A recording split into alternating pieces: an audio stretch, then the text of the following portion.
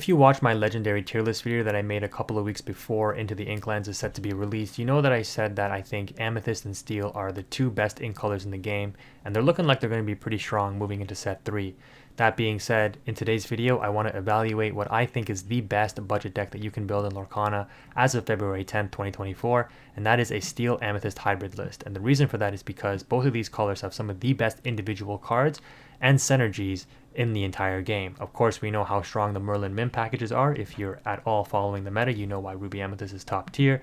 But the nice thing about this deck is it can still be very effective and very competitive in the meta, beating a lot of meta decks just on the backs of how effective the card draw is for Amethyst and the removal is for Steel. But it's only going to cost you $50.56 USD, which is almost the price of one Beast Tragic Hero. And we're going to go over that in just a second, like kind of why you can avoid playing it and still be very effective. But for this deck list, we play a total of 7 1-drops in 4 Tianas and 3 Olafs. And the reason that you play these is the same reason you play them in Ruby Amethyst, is you want to have something on turn 1 so that you can play Mim Snake on turn 2 and bounce that back to hand as an inkable resource. If you don't have the Mim Snake, you might not have anything to play on turn 2, but I've opted for the Pinocchio Talkative Puppet as another 2-drop. You may not want to play this right away on turn 2 unless you're going up against an aggro deck and say they establish a Maleficent. You can tap down the Maleficent and then run into it with your Tiana, for example, netting you a positive +1. And then of course you can bounce the Pinocchio back to hand with a Fox or a Snake in the next turn if it survives. Now instead of this, if you don't like this kind of style of play, this control aspect, you could opt to play something like a Prince Eric or a Jafar, the 3/2 that gets evasive during your turn, as more defensive options. But I like the control aspects. If you've watched my Ruby Amethyst or Amber Amethyst videos, you know how much of a fan of Pinocchio Talkative Puppet I am. And this card combos very well with Kronk, which we play instead of the Tinkerbell, but we'll get to that when we get over to the end of the curve here. In the 3-drop slot, we play 4 Madam Mim's Fox. And shouldn't need to explain that. It's literally one of the best Amethyst cards in the game. At $2.19, it is your first kind of real investment into the deck. I've opted for 4 Maleficent Sorceress as well. You can cut this to 3, but it is just an inkable resource at worst, and it replaces itself at best. We need some additional forms of boosting up our characters for removal's sake, because we don't have any hard removal, things like Let It Go's or Dragonfire's Maleficent Dragons or Be Prepared's.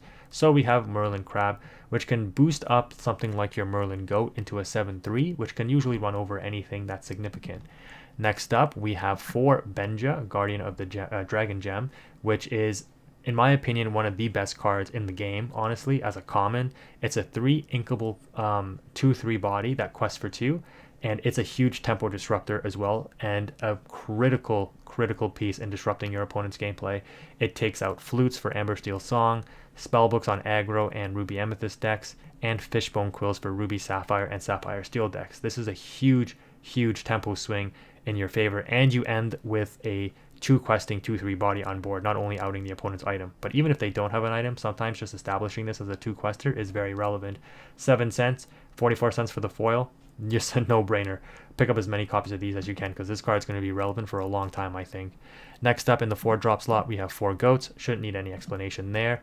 And only 3 rabbits. You could opt to play 4 since we have a very low uninkable count, but like I said, most of the time you're playing this rabbit and inking the Maleficent, and you can likely just cycle this multiple times, so you don't necessarily need 4. You do have a lot of draw in this deck, so you will likely see one of the 3 at some point very early on, and for that reason I just don't feel the need to play 4. $1.29, it's a pretty good card. This card is insane actually, and if you know anything about card games, you know how important card advantage is. The other card we play in the 4-drop slot is Donald Duck. At a 5 willpower stat line, it survives a Madam Mim Fox, and if you play this after a Tinkerbell, it can also protect your characters from getting Tinkerbell wiped as well, since Tinkerbell can only deal 4 damage to it if they can't damage it with another card beforehand.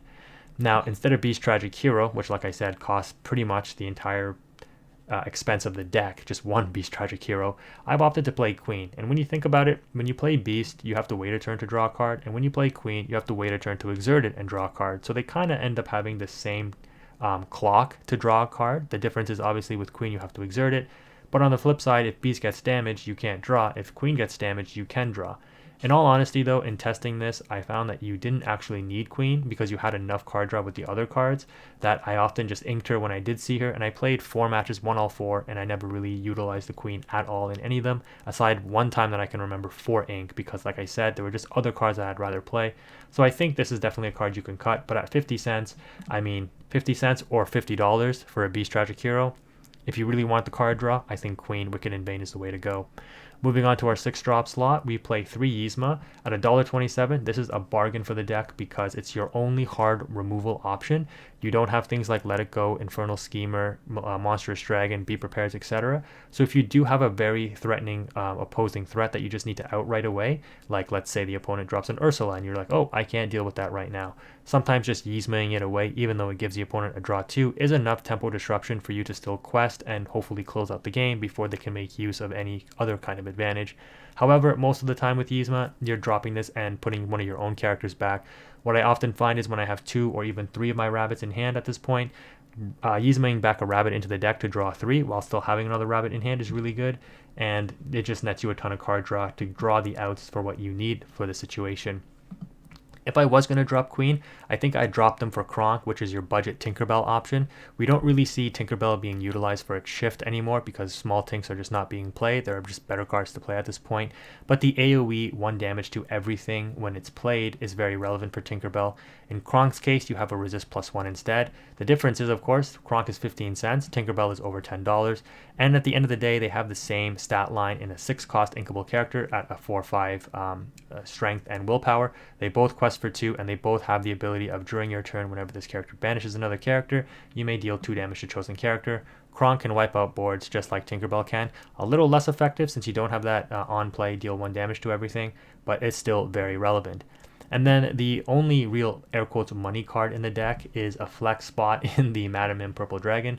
Of course, you don't absolutely have to play this, but I just found that it's synergized really well with the deck, and you'll see that in some of these matches that we're going to go over in just a moment, where when you drop this on board, you can bounce back goats, Merlin rabbits, and draw cards, gain lore, bounce back additional resources that would be useful, like the Pinocchio Talkative Puppet, the Benja, so you have more item removal, or even the Yzma that you played the turn before on 6 ink after you quested with it, and then you have more card draw available during the following turn. When the Purple Dragon does hit the field, it demands an answer, and at 7 toughness, it's very hard to deal with without direct removal, such as a Let It Go, Hades, Maleficent Dragon, Be Prepared, etc. And if your opponent doesn't have those immediate answers, this card can close the gap on the lore if there is one very quickly, or just close the game out for you insanely fast. It's not going to get challenged, and if it does, it's very unlikely that something's going to take it out in a challenge since it has 7 willpower, but its evasive ability with questing for 4 makes it a huge threat that demands an answer as soon as it's played. To finish off the deck, we play 4 Smash. Again, this is another great way to answer things like Mini Surfer, Peter Pan Shadow, all on 3 toughness. This card can really just help you stabilize in the early game. 4 Friends on the other side, because again, card draw is usually never a bad thing when it comes in the form of easy cards like that. And then the last money card in the deck, 3 Grab Your Swords at $3.35. This is a staple steel card, so you're never going to go wrong in investing in this, in my opinion. I think this card will be relevant for a while to come yet. And, you know, it's just a card that helps you clear the board and is usually very relevant. It can be enough to push the last bit of damage you need to finish off characters, or just straight up wipe boards in and of itself. To round out the deck here, or this evaluation, we have a total of 9 on inkables and 51 inkables, which means that it should be very easy for you to play on curve without bricking too hard. That is the deck list. Let's go ahead and take a look at some matches. In this first matchup, we are going up against Emerald Amethyst discard / floatsome jetsam combinations, because these are some of the new cards that are being released in the Into the Inklands set. You can see here the opponent starts off with a turn 1 Merfolk. This is the card that quests for 2. It's a 0/1 body, but when you challenge it and it's banished, you have to discard a card, I believe. Or not even when it's banished, just when it's challenged. The opponent starts off insanely strong, you know, going first with this card, getting the Merfolk, and then turn to Ursula to rip the Friends from the other side out of my hands, and also getting the knowledge of what my entire hand is. And then of course we have to challenge that Merfolk because it's questing for 2. So we are down quite a bit on advantage. You can see just how powerful some of these new cards are. We end up establishing a Mim Snake though, so kind of what I explained in the deck list video, where you want to have that 1 drop to curve into the Mim Snake if possible. And this is very strong because it'll allow me to clear the opponent's board. They do have tempo because they went first, so that's why they're ahead on lore, but we're going to be able to hopefully claw back some advantage by utilizing some of our bounce cards here. So we drop the Mim Fox on turn 3 just to make good use out of our ink, because there's no point in dropping Benja right now, I don't think. So we're going to see what the opponent wants to do with their board state. They established the Floatsome with the Jetsam, and now they're each giving each other abilities, which is pretty strong because even though we can take them out, they're also going to trade positively, or 1-for-1 I should say, because our cards get taken out as well. So they end up getting ahead in lore again, and we are again just losing our board trying to deal with their cards. So the opponent plays a Hypnotize, which I'm like, okay, that's kind of hit or miss because it does use up their ink for the turn basically, but it does force us to discard, which isn't great. But like I explained in the deck list video, or portion of the video, we have a lot of card draw in this deck, for a budget deck nonetheless, and we should be okay. So you can see us here finally stabilizing the board state, but the opponent is on 6 lore. They're down to 2 cards in hand and a either Flotsam or Jetsam, I can't see, Jetsam on the field, the one with evasive. We have a Mim Snake. We're going to go ahead and redrop our Maleficent Sorceress, and we draw into a Madam Mim Purple Dragon, and we have the Rabbit. The Rabbit is what's going to be key in this matchup, and this is how, you know, these decks work, where I can see the opponent is very heavily focused on obviously this like Flotsam, Jetsam, evasive, rush, you know, whatever, boosting attack, etc. combinations. And so I figured that the Kronk isn't going to be too useful in this match, so I end up inking it. And my goal is actually to try to get this Mim Purple Dragon on the field, because it's going to be able to close the gap from that lore count quite quickly. The opponent drops another Ursula, and you can see how mediocre this card ends up being in the mid game, because there's nothing really for the opponent to rip and or really check out of my hand. They do still establish a Mim Fox, which is very strong because it outs my Maleficent Sorceress, and now the board state looks kind of dicey for us. Nonetheless, though, we are going to be able to draw cards off this Rabbit and hopefully try to restabilize. Now that the opponent is essentially on almost no cards, we can hopefully get what we need. We do play like 4 Smash, right? 3 Grab Your Swords. So hopefully we can do some work. And while I said the Kronk wasn't necessarily too useful in this match, it actually does have some utility in making the opponent think about how they're going to quest. And because we play the small Pinocchios, 3 of them at that, we can force the exert of something like this Ursula if they don't want to quest with it, take it out with our Kronk, and then start pinging damage onto the evasive characters that we can't challenge. So there is still a lot of outs that you need to think through with this deck. I was inking the Kronk because I was like, yeah, they're on evasives, the Kronk isn't going to be able to take anything out. But of course, right, they're going to end up playing non-evasive characters even if they don't quest with it. So establishing the Kronk might have actually been pretty useful here, but it's totally fine that we don't. We end up crashing both of our rabbits into the Ursula to take it out, and then we drop Mim Purple Dragon finally and draw 2 cards off of bouncing those rabbits back to hand. Again, we don't need the queen, so I end up inking it because look at our hand size here, and I have 2 Grab Your Swords and 8 ink, and I can sing one and hard cast the other one and wipe the opponent's board out. So they might get some additional lore here, might go up to like what, 15, but then we've completely stabilized, and like I said, that Mim Purple Dragon will close the gap within 2 turns on the lore count. So we do exactly that in singing the Grab Your Sword and then hard casting the second one. We've got 3 ink left, but we can easily ink these Maleficents now since we have the rabbits, which is the better card to play. We activate the rabbit by summoning it and drawing into a Donald Duck, and now look at the board state and the card advantage. The opponent might think that I can just maybe edge out a win here by just dropping cards and questing, because this ink combination doesn't really have ways to deal with readied characters, but that's why we play the Exerting Pinocchio, which is essentially a like Elsa at home almost, right? Big Elsa, cheaper to play, hits the board, taps something down, and then we can easily take it out. So we take out the Merfolk, not minding discarding a rabbit since we have 3 copies in rotation here. We drop another rabbit, and we're just going to establish a super wide board. And like I said, that Mim Purple Dragon ends up clawing back the lore quite quickly. We have game on board now from being behind 10 lore within 2 turns. The opponent quests with the Jetsam there and realizes that they can't win. They give me the well played, we reciprocate, and then they just end up scooping. So that one was a GG, fighting back and going second against a discard deck, which is pretty crazy. Next up, we're going up against a Sapphire Steel build, which in my opinion is definitely one of the best decks of the format. It's just very versatile and doesn't really have any inherent weaknesses aside from just like bricking on itself and or the player skill level. But we go first, which is always a benefit. We start off with an Olaf, but the opponent does check us with a Hook, which is a direct counter to all of the 1/3 drops that everybody is playing. So as you can see here, because we don't have the Mim Snake, we're unable to quest, and we just have to pass turn. Thankfully, the opponent opts to quest here, and we do indeed have a Mim Fox on turn 3 that we're going to be able to bounce back this Olaf with after we quest in order to now take out the Captain Hook, and just like that we've regained tempo and advantage. The opponent is going to opt to ramp with the Mickey Mouse on turn 3, and this is very strong for this deck because it's ideally what they want to see, either this or the Fishbone Quill, so that they can turbo out a 5-drop on turn 4 so that they can potentially sing a song, most likely A Whole New World, on turn 5 instead of having to wait until turn 6. They opt to ink a Smash here, which I find a little interesting because I do have a Mim Fox on field, but their hand must be a couple of uninkables if that's the case, is what I'm thinking. They drop a Cogsworth, which is very strong here, especially against steel decks, and pass turn, opting not to quest with the Mickey Mouse here. We're going to go ahead and continue to ink, and I debate dropping the Donald Duck here, but okay, I quest first and then opt to drop it, which I guess is okay. They're not really going to be challenging anything, but they kind of reveal what they were sitting on because they play one Grab Your Swords and then they're going to sing another one to wipe my board out, which leads me to believe that they're definitely on A Whole New World, like they're sitting on one right now in hand.